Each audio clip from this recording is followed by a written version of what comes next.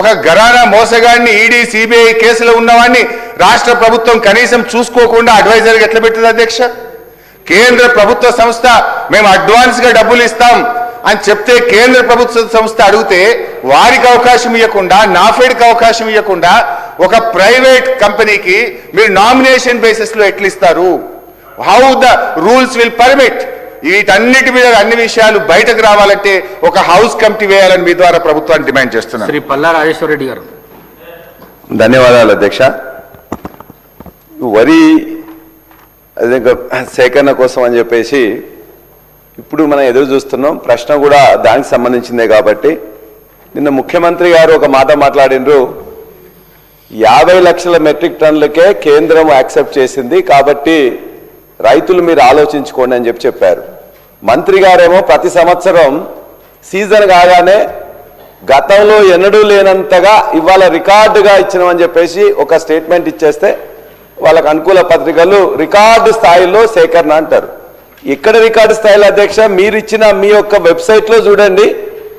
ఇవాళ 2014-15లో 24 లక్షల మెట్రిక్ టన్నుల ఆనాడు ప్రొక్యూర్ చేస్తే 2019-20 కేసీఆర్ గారు రెండో గవర్నమెంట్ వచ్చిన దగ్గర నుంచి ఫస్ట్ 1920లో 111 లక్షల మెట్రిక్ టన్నులు, 2021లో 141 లక్షల మెట్రిక్ టన్నులు, 21-22లో 120.65 లక్షల మెట్రిక్ టన్నులు, 22-23లో 131 లక్షల మెట్రిక్ టన్నులు. ఇది 4 సంవత్సరాల్లో గత ప్రభుత్వం ప్రొక్యూర్ చేసింది. మరి మీరు ప్రొక్యూర్ చేసింది ఎంత? 23-24 డిసెంబర్లో మీరు వచ్చినప్పుడు ఆనాడే ప్రొక్యూర్మెంట్ స్టార్ట్ అయింది. మొత్తం కలిసి 2 సీజన్లు కలిసి 95.31 lakhs. అదేవిధంగా 24-25లో 100.31 lakhs. మరి ఎప్పుడు కూడా గత 5 సంవత్సరాల్లో వచ్చిన దానికంటే ఎక్కువ మీరు ప్రొక్యూర్ చేయలేదు. మరి ప్రతిసారి కూడా మీరు ఈ రికార్డ్ ఏంటిది? నిజంగానే మీరు రికార్డు స్థాయిలో చేస్తే ఈ యొక్క వెబ్సైట్లో కాకుండా ఇంకెక్కడన్నా పెడుతున్నారా?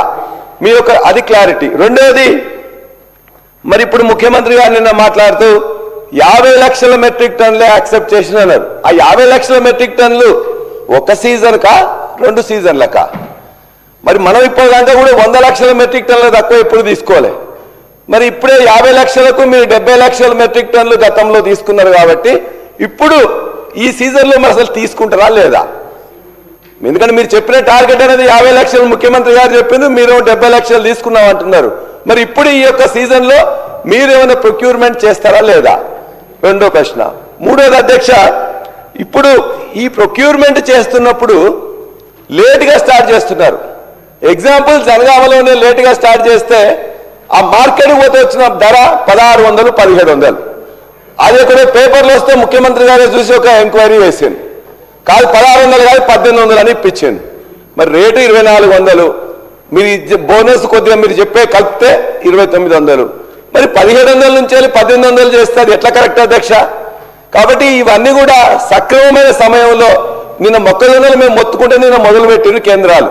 మరి దానిలోనే ఇలా వరికి కూడా కేంద్రాలు వెంటనే మొదలు పెట్టాలని చెప్పేసి ఒకవేళ మీరు తీసుకోవడం అనేది తప్పనిసరి అనుకున్నప్పుడు కేంద్రాలు మీరు తొందరగా మొదలు పెడతారా లేదా? చివరి ప్రశ్న అధ్యక్ష, ఇవాళ మీరు బోనస్ దొడ్డు ఓట్లకు ఇస్తామని చెప్పిండ్రు. దొడ్డు ఓట్లకు ఇవ్వట్లేదు, సన్న ఓట్లకే ఇస్తున్నారు. ఆ సన్న ఓట్లకు ఇచ్చే దాంట్లో కూడా గత యాసంగిలో 1208 కోట్లు బకాయి ఉన్నాయని చెప్పేసి రైతులందరూ అంటున్నారు. మరి ఈ మధ్యకాలంలో మీరు ఏమైనా ఇచ్చిండ్రా? ఒకవేళ ఇవ్వకపోతే ఎప్పట్లోగా గత యాసంగి యొక్క సన్న ఓట్ల బకాయిలు 1200 కోట్లు ఏ టైం లోపల ఇస్తారనేది సూటిగా చెప్పాల్సిందిగా మంత్రి గారిని మీ ద్వారా కోరుతున్నా. గౌరవ మంత్రి గారు. స్పీకర్ సార్, గౌరవ సభ్యులు హరీష్ రావు గారు చేసింది పూర్తిగా నిరాధారమైన ఆరోపణలు, కంప్లీట్లీ ఫాల్స్. ఇటువంటి ఆరోపణలు హౌస్లో చేయొద్దని చెప్పి నేను రిక్వెస్ట్ చేస్తున్నా. మీకు వేరే ఇంట్రెస్ట్ ఎవరు ఉండొచ్చు, మీరు ఎవరికన్నా రికమెండ్ చేసి ఉండొచ్చు. మీరు రికమెండ్ చేసింది అధికారులు చేయకుంటే మీరు ఆరోపణలు చేయడం ఇట్ ఈస్ టోటలీ ఫాల్స్. మీరు ఈ విషయంలో నేను ఆ విషయాలు ఇక్కడ మాట్లాడించుకోవాలి, కానీ మీరు ఒక రికమెండ్ చేసి అది యాక్సెప్ట్ చేయకుంటే ఇది స్కాన్ చేసేటప్పుడు ఇది totally nonsense. Prem Chander Garg అనే వ్యక్తికి ఫిలిప్పీన్స్ రైస్ ఎక్స్పోర్ట్ కి ఏమీ సంబంధం లేదు. It is a government to government transaction. The government of Telangana has signed an agreement with the government of Philippines. Yes, the memorandum of understanding is for 8 to 10 lakh metric tons. The contract is for 1 lakh metric tons. అది ముందు 2 shipments పోయిన తర్వాత Philippines దేశంలో ఆ దేశం యొక్క president మీద కొంత డిస్టర్బెన్స్ అయింది. ఇంటర్నల్ వాళ్ళ whatever revolt whatever, plus prices పడిపోయినాయి. ఫిలిప్పీన్స్ దేశంలో జరిగిన ఇంటర్నల్ డిస్టర్బెన్స్ వల్ల ఒక transshipment is held up in Kakinada, which is being loaded today and is leaving for shipment. మీకు చెప్పాలి, Philippines government because of the internal disturbances వాళ్ళు international ban పెట్టిన ఇంపోర్ట్స్కి, specially only for Telangana rice they have given a special permit of 6,975 metric tons, which is now being loaded and will leave shortly.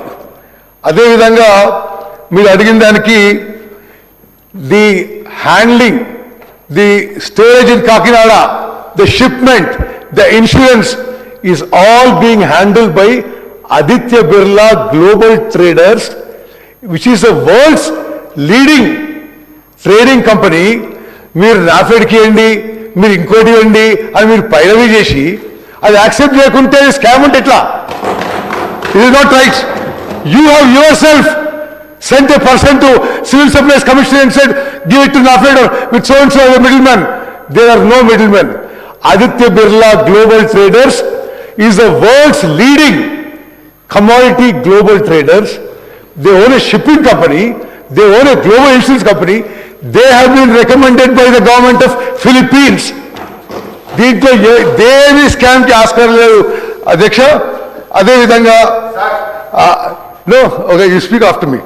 అదేవిధంగా godown charges అన్నారు, godown charges in Kakinada, shipping charges, transit, insurance is all paid for by the Philippines government.